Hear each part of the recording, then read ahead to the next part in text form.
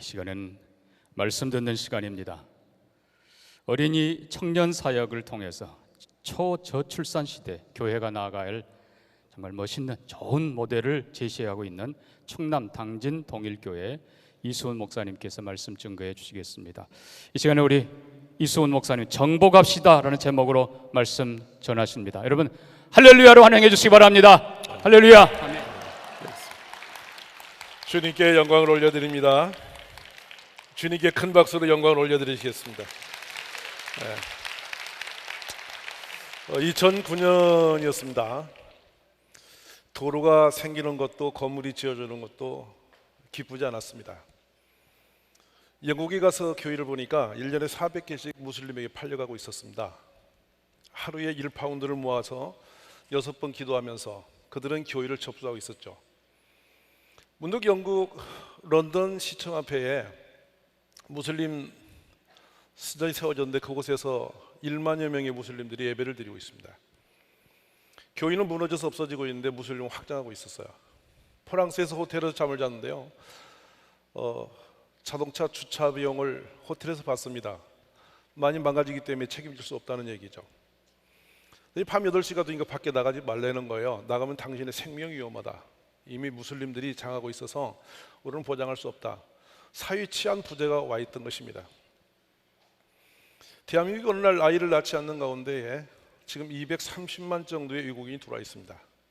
탄자가 붙은 나라나 동남아 지역은 거의 무슬림 국가이죠. 이들이 250만을 넘게 되면 분명히 그들의 영역을 주장하게 됩니다. 대한민국 국민이 될 수 없는 사람들이죠. 왜냐하면 무슬림은 한 번 무슬림은 영원한 무슬림이에요. 우리는 지금 그 끝자락에 서 있습니다. 그런 사이에 한국은 아이를 낳지 못했습니다. 왜냐하면 지금 와서 정책을 풀어놓지만은 아이 낳는 것이 불행이라는 것을 이미 감지했어요. 애를 낳아서 키우는 것은 엄청난 불행입니다.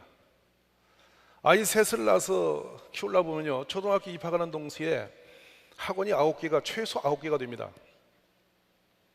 아이 한 명당 3개 학원을 가야 돼요. 그러니까 나중에는 학비를 떠나서 이 아이가 어느 학원에 가는 줄도 모르고 부모는 헤매기 시작합니다. 우리가 이전에 우리 부모님들 시대는 아이를 많이 낳는 것이 행복이었어요. 왜냐하면 그것이 노후의 보장이 되었거든요. 근데 지금은 노후 보장이 자녀로부터 오지 않는다는 것을 알게 됐고, 자녀를 낳을수록 노후가 가난해지는 나라의 형태가 되고 말았어요. 저는 이 시간에 출산을 위해서 다양한 정책이 필요하고 방법들이 있어야 됩니다. 그러나 지금 우리는 그것을 방법을 펴서 결혼하지 않은 사람을 얘기 낳을 수 있는 방법, 그건 장기적 정책이어야 되고, 또 우리 젊은 아이들이 결혼하는 것이 좋은 일이었고 또 아이를 낳는 것이 행복이라는 생각을, 이 생각을 바꿔주는 그런 교육 훈련들이 되려면 그것도 20년, 10년 이하로 가야 됩니다. 근데 현재 우리가 그렇게 미래 장기적으로 바라볼 만한 여유가 없어요. 왜냐하면 5년 이내에 출산을 올리지 못하면 우리는 미래가 안 보입니다. 분명한 이유는 뭐냐면 지금 40대에서 50대까지가 10년차 전체 인구가 약 750만 대예요. 근데 10대 10년차가 지금 450만으로 주저앉았어요. 1년에 태어나는 아이가 30만이에요. 전국 아이 30만이 총동을 해서 아이를 다 낳는다고 해도 1년에 15만밖에 안 나요. 15만 인구가 태어난다 한들 이 나라가 인구 유지될 수 있는 길이 없어요. 지금 30, 40대가 다시 아이를 더 낳아주지 않으면 우리나라는 10년 후에 대한민국은 반토막이 납니다. 그러면 이미 이 나라는 남의 사람들에게 나라를 내주는 단일 민족으로서의 그 자랑스러운 5천년 역사가 쭉 확인하게 되겠죠. 이미 우리는 극한 위기에 와 있습니다. 그런데 우리 이 위기를 지금 못 느끼죠. 왜냐하면 고령화된 어르신들이 버텨주기 때문이에요. 저는 이 출산 문제가 교회가 답이라는 생각을 왜 했냐면, 사회에서 아무리 돌봄센터를 많이 지금 요즘에 만들고 있지만은 돌봄센터 없어서 애 안 난 거 아니에요. 96년 5년도부터 어린이집이 생겨요. 근데 교회에서는 선교원이 사라지고 있었어요. 국가 정책과 제도가 어린이 보육으로 들어가면서 교회에서는 아이가 없어지고 있었어요. 아이를 키우기는 조금 편했을 겁니다. 그 어린이집이 생겨서. 저도 어린이집을 하고 있으니까요. 그렇지만 어린이집에 아이 하나 밖에서 애 돌봐준다고 안 할 부모는 없습니다. 저는 19년 동안 당진이라는 시골 산속에서 아이 낳기 운동을 해서, 제가 아이 낳기 운동을 하려는 것이 아니고 교회의 연령을 좀 낮추고 또 아이를 태어나게 함으로써 좀 교회의 부흥을 꾀하기 위해서 추진했던 일들이 우연찮게 맞아졌어요. 근데 충격을 받았던 것이 2009년이었는데 저한테 2009년이 참 의미가 많은 해요. 이 창녕에 있는 남지읍에 집회를 갔었어요. 근데 목사님이 저를 들어 교회 비전과 미래 꿈의 소망에 대해서 그 설교를 해달라고 부탁을 해요. 근데 그 설교를 제가 들고 섰을 때 충격이 왔어요. 왜냐하면 앞에 앉아 계신 분들이 70대였어요. 70대에게 제가 어떤 꿈을 얘기해야 될까요? 우리는 천국 소망이 충만합니다.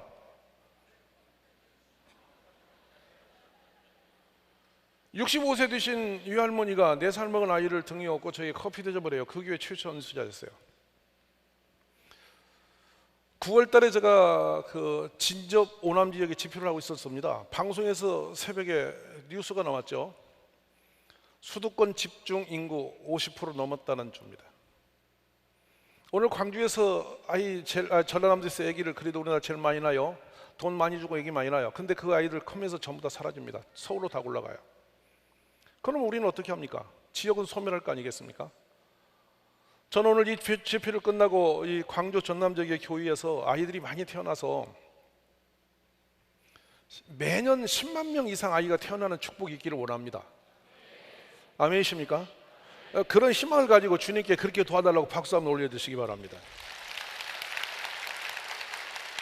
저는 우리나라의 역사의 중심에 이 광주와 전남이 있음을 저는 믿습니다. 가장 어려울 때 가장 민감하게 반응했고 가장 해야 할 일들을 앞서서 치고 나갔던 지역이 바로 광주 전남 아니겠습니까? 우리의 선진들은 그만큼 위대한 일들을 해냈습니다. 이번 저출산도 희한하니 광주 CBS 방송을 통해서 이 출산 대회를 처음으로 이렇게 크게 열었어요. 이것도 심상치 않은 일이에요. 뭔가 하나님께서 뭔가 이쪽에 지금 기운을 불어넣으셔서 젊은 댁들에게 아이 낳을 수 있는 마음을 불어넣고 집주마다 애가 막 태어나는 축복이 있어질 것 같은 분위기. 저는 그 마음을 가지고 오늘 설레는 마음으로 이곳에 왔습니다. 우리 가정에서 교회에서 아이가 태어나기를 원합니다. 제가 왜 교회가 답이라고 말씀드리냐면 전국에 있는 교회는 5만 5천 개입니다. 그리고 교회는 아이를 잘 양육할 수 있는 최고의 양질의 인력이 있어요. 그리고 교회는 시설이 이미 준비되어 있습니다. 가장 아이들을 불안해서 못 맡기는 것인데 국가가 지금 적극적으로 만들지만 부모들이 불안해합니다. 왜냐하면 애를 맡겨놓으면 애를 갖다가 폭력으로 다스리는 일이 많기 때문입니다. 말 못하는 아이가 누구한테 맞은 줄 모르고 시름시름 하는 거 너무 무서운 충격이지 않습니까? 근데 교회에서 권사님에게 아기를 맡기면 권사님이 애 때리겠습니까? 목사님이 애 때리겠습니까? 한번 상상해 보십시오. 그래서 제가 생각하니까 교회는 가장 안전한 곳이에요. 할렐루야. 그리고 교회에는 가장 선하고 가장 착하고 가장 머리 좋고 가장 지혜롭고 가장 참 은혜스러운 정말 좋은 공동체 지도자들이 가득 계신 곳이 교회예요. 아멘이세요? 저는 그런 꿈을 갖죠. 교회가 그런 아이들을 많이 낳아서 사무엘 같은 그 다니엘 같은 위대한 인물을 많이 출산해서 키울 수 있는 교회가 되어서 이 지금의 현재 위기가 교회에는 축복이 되기를 원합니다. 지금이 참 좋은 때인 게 뭐냐면 전국 각처에서 교회에서 아기 낳고 키우는 운동만 제대로 해낸다면 대한민국 모든 아이가 교회에다 태어나서 교회에서 크게 될 것입니다. 흥분되지 않으십니까? 그래서 어느 날 저는 이 생각했어요. 애들 3명만 나면 좋지 하다가 보니까 이거 안 된 거였어요. 그래서 우리는 5명으로 늘렸거든요. 할렐루야. 근데 어느 날 저한테 지지난주가 예배를 드리고 나왔는데 한 분이 그래요. 아들을 소개시키면서 목사님 이 아가 제 6째입니다 이렇게 말을 해. 이제 5째 이후로는 소리 없이 뒤로 난 거야. 그리고 얘가 6째입니다. 그래서 지금 몇십니까? 8 낳대요. 할렐루야. 그 과정에 큰 복이 있을 줄로 믿습니다. 여러분 제가 자료를 한번 보여드리겠는데요. 간단히 한번 보면서 이야기를 나누십시다.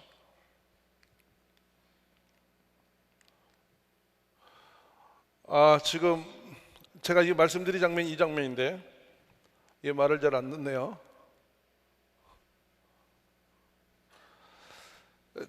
여러분이 알고 있는 가임 그 지수가 어디서 나온 거냐면 15세 49세의 여성이 평생 동안 낳는 아기 숫자가 0.98이라니까 한 명이 안 된다는 얘기예요.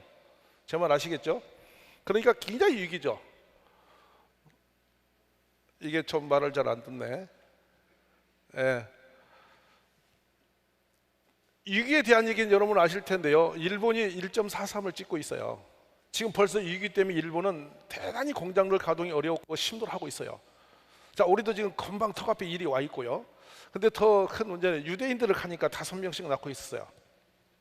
근데 무슬림은 제가 알고 있는 친구는 83명을 낳은 아버지를 제가 만났어요.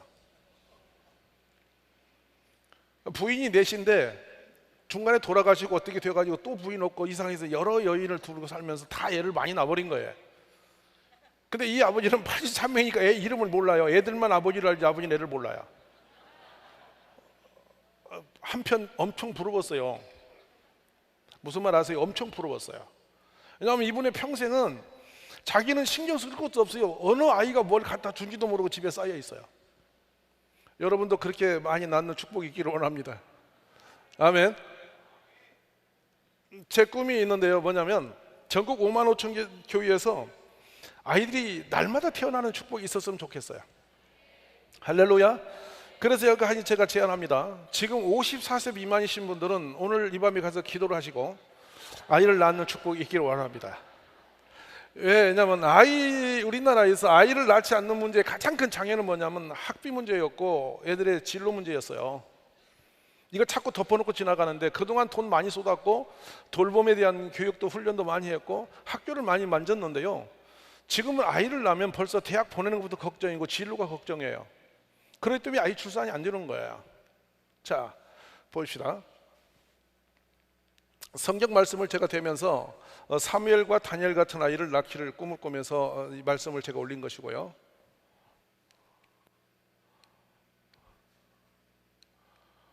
이하가 엄청이 말을 안 듣네요. 현재 동일교회 이야기를 들으면 여러분이 야, 큰 교회가 됐으니까 그럴 수 있겠지라고 말씀하시는데 제가 23년 전으로 돌아가겠습니다. 지금은 당진시 17만 도시에서 저희 교회가 아이들을 총 난아이가 한 3,500명 됩니다. 근데 이제 지금 주일학교 한 2,200에서 한 2,500명 왔다 갔다 이렇게 하고 있어요. 근데 학교에 인근에 있는 우리 초등학교 아이들이 12.4%가 저희 한 개 교회에서 자라고 있는 아이들의 숫자예요. 그러니까 얼마나 애를 안 낳았으면 한 교회가 12.4% 하겠어요? 우리가 많이 낳은 게 아니고 안 낳기 때문에 우리가 뛰어오른 거예요. 무슨 말이냐면 달리기 선수들이 다 못 달리고 혼자만 뛰면 잘 뛴 것처럼 보이는 거예요. 이게 문제라는 말이죠. 그러면 이런 일들이 왜 당연히 일어났냐면 제가 저 비닐하우스 보이시죠? 산속에 있는 비닐하우스인데 사람이 없었어요. 그런데 젊은 세대를 제가 집회하고 싶은 목표를 하고 싶은 게 제 소망이었어요. 그래서 이제 젊은 사람을 어떻게 불러올까를 생각하다가 조금 전에 정책이 되어서 나오잖아요. 그게 뭐냐면 병원 갈 때 아이를 돌봐드리겠습니다라는 거였고요. 두 번째는 시장 갈 때 엄마들에게 아이를 제가 돌봐줄 테니 맡기라는 거예요. 자, 그게 작은 교회가 할 수 있는 일을 제가 말씀드립니다. 그랬더니 엄마들이 제가 1시간 봐드릴게요. 처음에 그랬어요. 충분히 다녀올 줄 알고. 그랬더니 엄마들이 애를 맡겨놓고 하면 해가 질 때까지 안 오는 사실을 제가 알게 됐어요. 이게 애 키우기가 무지 어려운 거예요. 근데 때가 이때다. 설마 교회에서 애 잡겠나 하고 그냥 목사한테 맡겨놓고 가서 안 오는 거야. 내 처음에 죽는 줄 알았어요.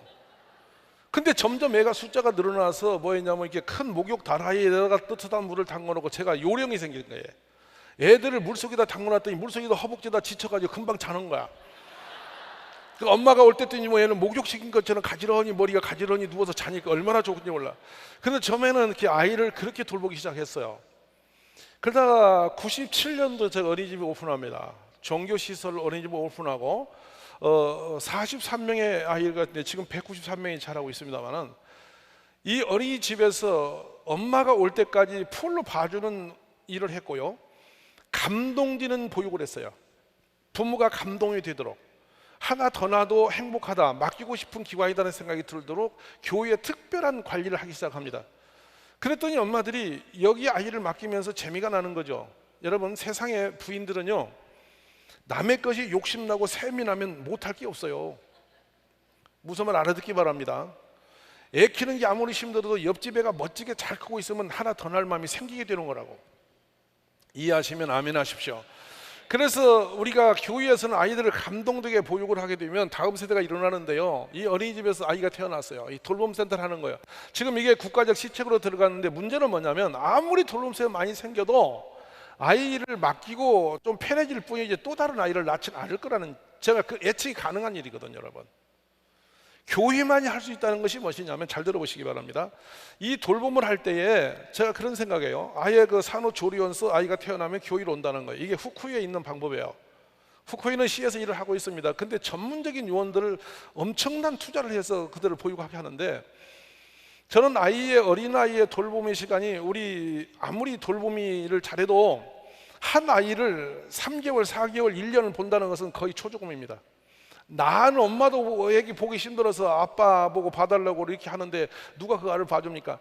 근데 저 같은 경우는 8남매, 10남매인데 2명이 6.25 때 돌아가시고 저는 8남매가 남았는데, 제가 여러분 이게 거의 막둥이거든요. 제 동생 하나 있고. 근데 저는 어머니를 거의 본 적이 없어요. 왜냐하면 누나 형들이 끌고 다니던 거의 초죽음 뒤면 어머니 젖 먹고 저는 정신 놓고 잤어요. 여러분 15살, 20살 먹은 사람이 끌고 다니면요, 어린애는 막 지정신이 없어요. 그래가지고 공부를 날 굴리고 끌고 다니다가 다 지치면 엄마가 젖을 주면요, 나는 기진맥길에서 젖을 맛보면요 배가 막 이게 터지도록 먹고 지정신 잃어버리고 오면 아침이에요. 아침에 젖 한 통 먹고 나면 또 누나가 끌고 나가면 나는 종일 끌려 다니다가 그렇게 돌아왔어요. 그러니까 어떻게 크는지 모르니까 우리 어머니 8나도 문제가 하나도 없었어요. 사실이거든요. 근데 교회가 할 일이 뭐냐는 거예요. 교회가 할 일이. 그래서 이 부분에서 교회가 출산에 도움이 된다는 것은 뭐냐면 안전한 보육을 하는데, 제가 이런 시스템을 생각하는 거예요. 천하 없는 성인도 부모도 애를 키우면서 안 때리는 사람 아무도 없을 거예요. 그래서 3시간 이상을 넘겨서는 안 된다는 겁니다. 근데 3시간 단위로 체인지 할 수 있는 돌봄센터 운영할 수 있는 기관은 교회밖에 없어요. 이 공감하시면 아멘 하세요. 그러니까 정책하시는 분들이 교회를 특수 집단으로 보지 마시고 지금 교회와 힘을 합치지 않으면 미래가 없기 때문에 이 절박한 때에 빨리 일을 해내자는 얘기를 말씀드리고 있는 거예요. 우리 목사님들 준비하시기를 바라고요. 그래서 출산돼서 막 태어난 아이를 교회에다 데려다 놓고 권사님들이 조를 짜가지고 3교대를 치문대요, 하루에. 아멘. 권사님들 경건하게 오셔서 기도하면서 찬양하면서 아기를 잘 돌봐줘요, 하나님 마음으로. 할렐루야. 그리고 이 애가 까다롭고 많이 보채는 애가 있어요. 밤낮이 뒤집어진 애가 많다고. 요즘에 엄마가 그 커피 잘못 먹고 나서 그런가 봐. 그러니까 막 밤낮을 뒤집어 가지고 막 밤이 되면 생동원이 뛰어놀다가 낮만 되면 또 폭 자버리는 애가 있어요. 그게 여기 와서 잘 자고 집에 가면 또 밤새 시달리는 애가 있다고. 그런 애들을 만나면 엄마도 힘들어요. 그러니까 나중에 볼기짝을 때리면 폭력이 되는 거예요. 근데 3시간 동안 아무리 보채고 힘든 애도 3시간 후에는 김권사가 오니까 안 때린다 이 말이에요. 그래서 교회에서 3교대 시스템을 갖춰가지고서 우리 아이들을 아침부터 저녁 부모가 퇴근할 때까지 돌봐주시면 9시간을 돌보는 거예요. 종일 돌보는 거예요. 이를 돌봄센터가 일어난다면 출산하는데 일단 좀 긴장도가 좀 풀어지고 흥미있는 일이라고 저는 확신합니다. 아멘이십니까? 그 다음에 이 아이들이 크는 것이 재미가 나야 돼요. 한번 노는 거 보세요. 애들 지금 4살부터 7살짜리들이 뭔지 모르지만 소리지고 놀아요.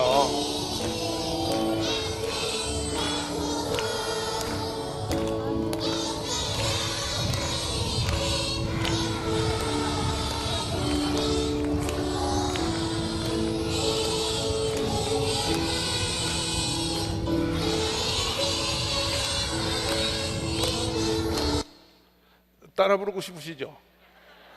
근데 애들이 저렇게 하는 이유가 뭐냐면 월요일 날 예절 교육을 철저하게 시킵니다. 애들 입에서 엄마 아빠 이름이 지워지고 어머니 아버지로 바꾸면은요 철없는 아빠 엄마가 철이 들어요. 이거 잘 들으시기 바랍니다. 근데 갑자기 애가 어린이 갔다 오더니 아버지 이렇게 하면 아버지가 30대 아버지가 갑자기 어른이 돼요. 이해되시기 바랍니다. 예절 교육을 철저히 시켜서 부모를 감동시키는 거예요, 교회가. 두 번째로 우리 아이들을 3시간 동안 예배를 드리면은 영성이 어릴 때부터 틀이 잡히기 시작해요. 하나님 말씀보다 사람을 온전케 하는 방법은 이 땅에 없습니다. 맞습니까? 이게 교일에서 그런 게 아니고 말씀으로 키운 아이보다 안전한 아이가 없어요. 그렇게 애를 길러냅니다. 얼마나 이 말씀이 중요하냐면 신명기 21장에 부모를 거역하고 패륜한 자식은 동네 사람들이 돌로 쳐 죽이라는 말씀을 제가 설교를 했다는 말이에요. 그랬더니 초등학교 1학년짜리 아주 개구장이가 있어요. 걔가 예배 마치고 앞에 탁 서 있어요. 이렇게. 그랬더니 저를 불러요. 목사님 좀 보자고 그래서 왜냐니까 진짜 때려 죽이네요. 그 얼마나 재밌는 일이에요. 그래서 너는 이미 죽어도 여러 번 죽었는데 예수님 때문에 살고 있는 거예요. 이제부터 부모님 차렸더니 알았습니다. 이렇게 하는 거예요. 얼마나 감사합니까? 아멘이십니까? 이게 너무나 행복한 것이죠. 그래서 아이들이 이렇게 교육의 기관에서 자라는 것은 축복이라고 저는 생각합니다. 그 다음에 금요일 날 되면 이 애들은 지금 글을 모릅니다. 그냥 들은 풍월로 저렇게 노래를 신랑을 하고 있는데 어둠이 뭔지 지금 빛이 뭔지 모르는 애들이에요. 근데 그냥 발을 굴리면서 막 이렇게 지금 하고 있잖아요. 그게 왜냐면 금요일 날 2시간 동안 저렇게 신나게 하고 보내면 집에 가서 넋 놓고 자요. 아멘이시죠? 그렇게 어려서부터 그리스도의 군사로 자라나게 만드는 줄 믿으시기 바랍니다. 자, 바로 이렇게 해서 우리가 키고, 또 하나는 뭐냐면 어린이집에서 책 읽기 운동을 합니다. 엄마와 함께 책 읽기 했더니 이번에 3월부터 시작했는데 벌써 600권 가까이 읽은 애가 보이시죠? 애들을 지혜롭고 영특하게 자라게 하는 것은 많은 책을 읽어줄 때 역사가 일어나고 성경을 읽을 때 역사가 있음을 믿으시기 바랍니다. 예. 이거는 이제 우리 초등부 아이들 방과후 애들입니다. 왜냐하면 제일 힘들 때가 이때요. 왜냐하면 애들이 초등학교 1학년 입학하는 순간에 엄마는 회사를 그만두게 됩니다. 이유는 지금은 애들이 조숙에서 1학년 때가 제일 무서워요. 겁이 없는 때예요. 물불 안 가립니다. 학원 가라고 엄마하고 실컷 약속해도 엄마가 학원 갔는가 보면 학원 안 가요. PC방에 앉아 계세요. 놀라운 애들입니다. 그리고 아예 전화를 스킵이 안 받아버려요. 어머니 전화는. 그리고 애들이 하는 말이 있습니다. 1학년짜리가 엄마는 왜 그러는지 몰라. 진짜 열받아. 입에 붙어있어요. 엄마를 열받는데 똑같은 말을 계속하는데 엄마는. 이 말 엄마들 깨어들었기 바랍니다. 애들은 성숙했는데 엄마는 동일한 이야기만 계속 한다는 얘기죠. 근데 1학년 뒤면 애들을 왜 그냥 학원을 가라도 안 가지, 학교에서 나갔다는데 학원을 안 왔지 어떡합니까? 이게 결국에는 엄마가 그때 초긴장 모드에 들어가서 1학년 학생을 키우는 엄마는 다음 애를 낳을 수 있는 엄마인데 그때 아이를 안 낳는 거예요.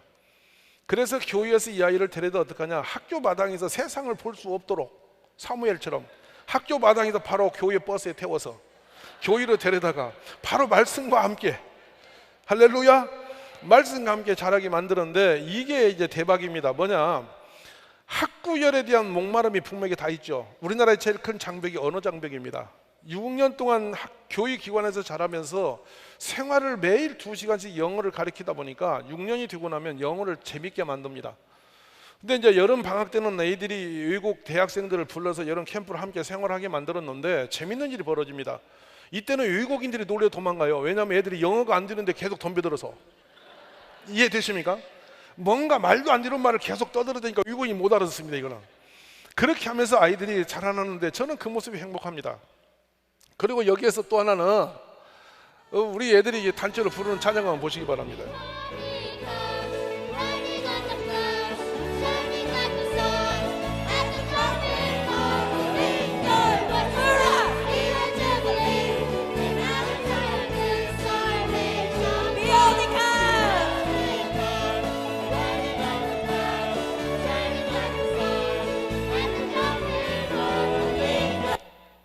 애들이 저렇게 하는 거는 흥이 나서 그러는 거예요. 흥이 나서. 여러분 보시기에 좋지 않으세요? 애들 위해서 박수 한번 쳐주시기 바랍니다. 그러면 보입시다. 지금 저희는 오지 않는 아이들도 많이 있죠. 그렇지만은 교회에 이렇게 모여진 아이들이 이제 3세에서 초등부 아이들까지 매일 한 500여 명의 교육마당에 자라고 있는 거예요. 이 일은 처음부터 아이 돌봄부터 시작되었는데요. 이 방과후 교실이 얼마나 좋냐면 그냥 데리고 돌봐주고, 우리 다른 애들은 지금 가서 영어 배우고 특수 공부를 하고 있는데 우리 애는 가서 지점토 만지고 앉았어요. 이게 지금 국가 정책이라고요. 그래서 생각해봐요. 그거 엄마가 속이 안 타겠어요? 그래, 돌봄센터 남는 아이들은 결국에는 서민 자녀만 남아있고 좀 돈 있는 아이들은 전부 학원을 간다고요. 그게 또 차별이 또 생겨요. 이렇게 해가 출산 정책이 풀리질 않는 거예요. 교회가 일단 모든 아이를 끌어안고 교회가 힘을 다 쏟아서 아이들이 자랄 수 있는 좋은 환경을 만들어주는 것보다 더 좋은 출산 정책은 없다는 것입니다. 아멘이십니까? 그래서 이 아이들에게 영어도 생활화 시켜주고, 또 하나는 악기를 다루게 만드는데 모든 아이가 악기 하나 이상을 다루게 만들어요. 그러면 재미나는 일은 악기를 다룬다는 것이 아이들의 인성이 어마어마하게 좋습니다. 괴롭고 슬플 때, 위로울 때, 세상이 살다 힘들 때 자기가 악기를 연주하면서 하나님을 찬양할 수 있다면 그보다 행복한 일은 없어요. 우리 모두 그런 운동을 해보시기를 바라고요. 저는 교회에서 그러면 이제 수학 같은 것도 창의적인 수학을 가르치고 있는데 참 행복한 것은 우리 아이들이 교의 때문에 안전한 아이가 자라나고 애가 멋있게 잘 자라니까 엄마가 또 아이를 더 낳게 되는. 그래서 이제 저는 여기서부터 이제 계속 엄마들에게 아이를 낳을 수밖에 없는 분위기를 만들어가는 게 중요하다는 얘기를 드리고 있는 거예요. 아멘이십니까? 그 다음에 토요일 날이 이제 굉장히 중요한 시간인데 이때 아이들에게 봉사 정신을 일으키고 자기들 재능을 개발할 수 있는 동아리 운동을 활발하게 일으키는 것이죠. 자, 이 부분을 넘어갑니다. 누가 좀 넘겨주시면 좋겠는데요. 자, 우리 애들이 이제 아침 9시 예배를 드릴 때에 어린 아이들과 함께 합니다. 이제 유치원을 졸업하면 초등학교 1학년 되면서부터는 부모님과 함께 예배를 드리게 만들었죠. 그리고 거기서 목사님의 설교를 전부 다 받아서 쓰기를 하라고 그래요. 6년 동안 설교를 공책에 받아 쓰는 아이들은 놀라운 기적이 일어납니다. 손으로 설교를 받아 쓰죠. 논리성이 생겨나죠. 말씀을 듣는 귀가 열리게 됩니다. 이런 축복된 일들을 교회만이 할 수 있는 복인 줄 저는 믿습니다. 아멘. 자, 넘어갑니다. 한번 보시기 바랍니다. 이 아이를. 내 안에 거하고 내 말이 너희 안에 거하면 무엇이든지 원하는 대로 구하라. 그리하면 이루리라. 요한복음 15장 7절 말씀. 아멘. 안녕하세요. 저는 당진 동익교회 설렘 어린이집에 다니는 선춘영입니다. 우리 어린이집은 모두마다 예배를 드리는데 원장님께서 들려주시는 성령 말씀은 너무 재미있습니다. 다니엘을 서자굴에 들어갔을 때 무서운 서자가 하고 물려고 하는데 하나님의 천사가 서자 입을 이렇게 막아서 다니엘을 서자한테 물리지 않고 살았습니다. 저는 하루에 3번씩은 못하지만 자기 전에 엄마와 동생과 함께 꼭 기도를 합니다. 제 동생은 5살인데 아직 걷지도 못합니다. 하나님, 제 동생 지성이가 말 잘하게 해주세요. 빨리 걷게 해주세요. 저는 동생과 함께 찬양도 하고 축구도 하며 뛰어놀고 싶어요. 예수님의 이름으로 기도드렸습니다. 그러십시오. 이 아이는 중증 장애를 앓고 있는 동생이 있습니다. 근데 대중앞에 와서 지금 그 자기 동생이 말도 하고 걸을 수 있도록 해달라고 휠체어에 누워있는 중증 장애 동생인데 그 아이를 위해서 지금 기도하고 있는 장면이거든요. 제가 일부러 많은 아이 중에 이걸 가져온 이야기는 아이들이 어려서부터 생활이 기도가 되게 만드는 거예요. 모든 문제를 하나님 앞에 내어놓고 하나님의 도우심을 기대할 수 있는 사람보다 복된 사람은 없습니다. 자, 이 교회가 갖고 있는 이런 축복된 시스템들이 얼마나 아름답습니까? 자, 넘겨주시기 바랍니다. 제가 마지막으로 이 말씀을 드리겠습니다. 지금 이 땅의 위기는 인재 위기입니다. 사람이 없다는 거예요. 내 국가를 맡길 수 있는 사람, 내 인생을 맡길 수 있는 사람, 맡겨놓고 행복하고 기쁨이 있을 수 있는 그 사람. 이스라엘 공항에 내려온 벤구리온 공항이라고 말을 합니다. 초대 수상입니다. 그 공항은 죽음을 앞에 두고 국가를 위해서 죽으러 오는 사람들이 내리는 공항입니다. 일반 여행들이 영역이 다니는 그런 공항이 아닙니다. 그래서 이스라엘 사람들에게는 벤구리온 이 이름을 대면 가슴이 울컥합니다. 근데 그분이 마지막을 수상을 마치고 연임하지 않고 모든 걸 포기하고 괭이 몇 개 싣고 작은 농기구를 싣고 멀리 네바다 사막으로 내려갑니다. 거기서 마을 키부츠를 위해서 300리가 넘는 곳에 물을 가느다란 물을 끌어다 놓고 야자수나무를 심고 종려나무 숲을 만들어서 농도를 만들고 무슨 꿈을 주냐면 우리 이스라엘의 미래는 저 네바다 사막에 있다라고 꿈과 비전을 제시하고 거기서 죽어서 죽은 후에 두 부부의 무덤입니다. 저번에 경건함과 거룩함과 진실함들, 참됨들이 온 백성들의 가슴에 지금도 울림이 되어 있는데요, 오후해가 5시 지고 있을 때 관광버스가 들어오고 있었습니다.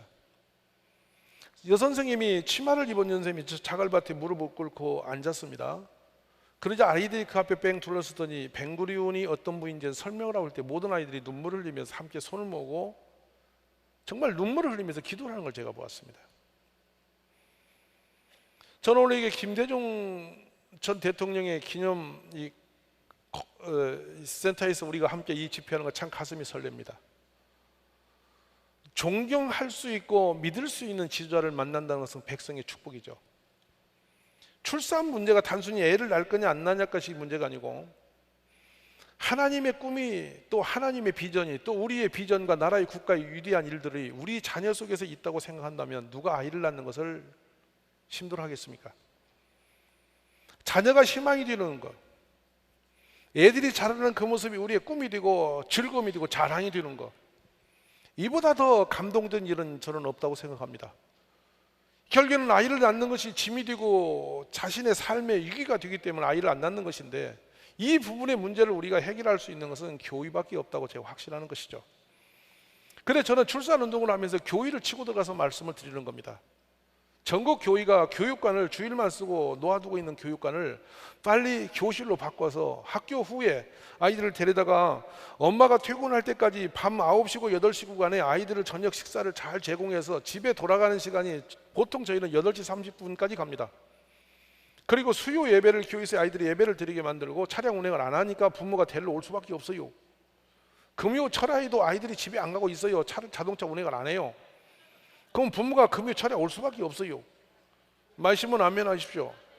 그러니까 수요 예배가 가득 찹니다. 애들하고 함께. 기분 안 좋으세요, 목사님들? 그리고 금요 철야가 아이들이 철야 예배를 같이 드리기 때문에 부모가 교회에 와서 함께 기도 생활할 수밖에 없습니다. 자, 이런 운동, 교회 중심으로 아이가 자라는 운동이 바로 이것이 회당 중심의 교회의 역사인 것이며 성막 중심의 이스라엘 백성이 살았던 방법 아니겠습니까? 출산의 문제가 그래서 남의 문제가 아니고 하나님이 생육하고 번성한 이 땅을 정복하라는 그 말씀이 교회에 주어진 축복입니다. 교회의 성도들을 설득시켜서 아이를 낳는 일을 하는다면 미래가 없는 것이죠. 넘겨보시기 바랍니다. 그냥 단순히 교회에서 돌봄 시설을 가지고 있다고 해서 아이를 낳는 엄마들은 없습니다. 교회에 등록하면서부터 엄마들이 애를 낳을 수 있는 사람인가 아닌가를 목사님이 알 수 있습니다. 나이를 보면 알기 때문에. 그리고 가임 여성의 세대가 되면 아이가 몇이냐부터 시작해서 집요하게 계속 아이 낳는 축복 기도를 계속합니다. 집에 신방 가서도 이야기를 합니다. 하나님께서 나에게 감동을 주셨는데 아이가 있으면 얼마나 좋은 애가 태어날지 모르겠다. 한 해에는 제가 말했어요. 금년에 하나님께서 우리 교회에서 태어난 아이 중에 대통령감이 나온다. 뻥이 아닙니다. 뻥이 아니에요, 여러분. 감동이 되니까 기도를 하고 나는데 그런 희망과 꿈을 주었더니 그의 애가 제일 많이 태어났어요. 엄청나게 태어났어요. 아멘이십니까? 그리고 이 혼자 알을 낳아서 기르는 그 어려운 일들을 혼자 할 수 없도록 교회가 지속적으로 관계를 맺으면서 도움을 줘야 됩니다. 한방치료 아까 전남도에서 이야기하셨는데 그거는 제가 19년 전부터 했던 일입니다.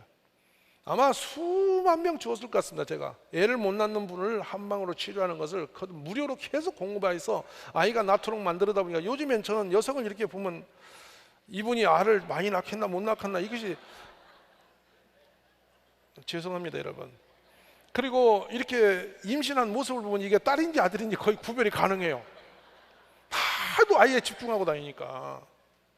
우리 목사님들에게 이 눈이 열리기를 원합니다. 그래 이제 그 아이가 낳으면 얼마나 축복된 일이며 얼마나 행복한 일인지를 거듭 말하는데 끝으로 제가 이 말씀을 마치죠. 지금 20, 30, 40대는 앞으로 아마 120살 살 확률이 아주 높은 불행한 분들입니다.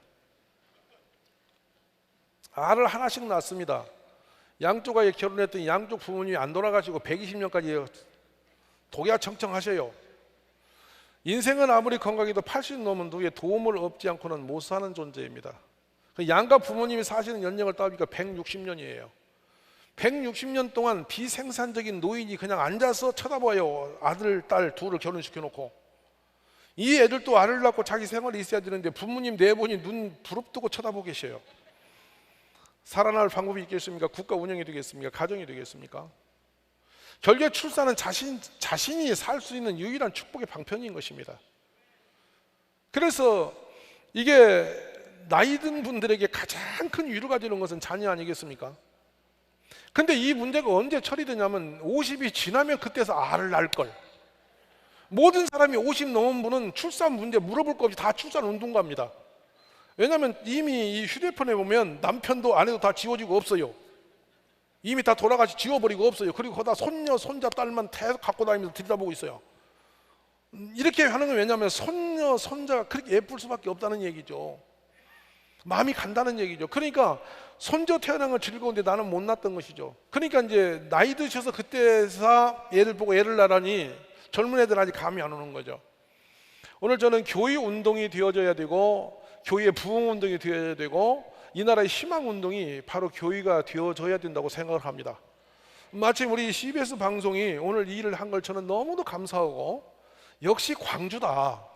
역시 전남이다. 아멘이십니까? 우리 본부장님이 저를 몇 번 찾아오고 하는지 몰라요. 할렐루야. 이 전남 광주에서 교회가 애기 낳는 일이 막 일어나기를 저는 원합니다. 아멘이십니까? 그래, 여러분 손에 있는 그 방송을 보면 저 생각해요. 지금 우리 이 문제는 교회만 혼자 할 수 없는 문제입니다. 이제 우리 언론이 함께 힘을 모아서 기독교 언론이 각기 힘을 모아줘야 되는 것입니다. 아멘이십니까? 그래서 교회가 일치되고 하나 되어서 가족처럼 이렇게 한 시스템이 되고 한 뜻이 된다면 위대한 일이 일어나고 저는 확신해요. 맞으시면 아멘 하십시오. 우리 CBS 방송을 위해서 박수 한번 하시기 바랍니다. 네. 그래서 저는 제가 이렇게 시골 교회에서 사람이 없고 논뚝기를 달려서 산속에 있는 교회에서 이렇게 아이를 많이 낳은 이유는 첫 번째는 하나님의 부흥을 위해서 한 것이지 국가를 위해서 한 건 아니었어요. 그리고 애를 낳다 보니까 애가 좋아졌어요. 그래서 막 얼마나 애들이 좋은지 모르겠어. 그러니까 자꾸만 아기 낳는 말을 자꾸 하는데 설교 시간에 계속 애기 낳는 운동을 해요. 저는. 그리고 애를 데리고 이 단에서 계속 축복을 해요. 그러면 애기 안 낳은 분이 계속 부러워요. 이해되시면 아멘. 그 옆에 집 애기가 잘 크는 거 보면 자꾸 나도 부러워서요. 그러니까 결국에 부러워서 애기 낳는 분위기를 계속 교회에서 확산시키면은 출산 운동은 저절로 일어난다고 믿습니다. 근데 요즘에 얼마나 하나님 급하신지 요즘에 늦둥이 나면 막 거의 쌍둥이들이 막 생겨요. 하나님 너무나 감사한 것이죠. 우리 전남과 광주에서 우리 교회를 통해서 아이들이 막 구름대처럼 태어나가지고 목표를 정하십시오. 1년에 전국 이 전남에 또 광주에서 우리 아이들이 10만 명씩 태어나는 역사, 그 다음에 세계가 놀라는 축복이 일어날 줄 믿습니다. 그러면 이 부정적인 모든 세상의 기류가 지금 기독교를 이렇게 딱 등지는 분위기가 많은데, 와, 교회가 역시 우리나라의 희망이다. 이런 교회가 이 위기를 기회로 만드는 우리 가족들이 다 되시기를 원합니다. 오늘 그리고 목사님들 계속 동성애 얘기하셨는데, 여러분 동성애 찬성하십니까? 반대하십니까? 반대 운동에 동참하시기 바랍니다. 여러분, 이거 우리나라가 잘 되려면 가정이 잘 돼야 되는데 동성애 되면 큰일 납니다.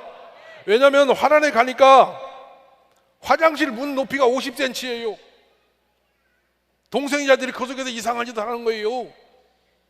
그래, 화장실 문을 다 잘라내고 50cm 무릎팍이 훤히 나온다 해서 볼일러니 불안해서 살 수가 없어요. 여러분 한국 화장실을 다 뜯어버리고 50cm 올려볼까요? 그리고 호텔에 가면 노즐이 따로 있어요. 장청소, 항문 청소하는 기구를 따로 놨어요. 그냥 잘못 여러분이 가서 이 비데 같은 거 사용하다가는 언제 만약에 치질이 있는 분은 바로 에이즈 감염이 될 수 있는 확률이 엄청 높아요. 이거 가정이 무너지고 있어요. 이건 선호 개념이지. 이건 여러분 타고나는 게 아닌데 이상한 걸 자꾸 만들어 그들을 지지하고 있어요. 우리 대한민국에는 그런 불의한 일이 일어나지 않도록 기도하시기 바랍니다. 우리 광주 전남에 아이들이 교회를 통해서 어마어마하게 태어나기를 주의 이름으로 축복합니다. 감사합니다. 주님께 영예의 박수 드리겠습니다.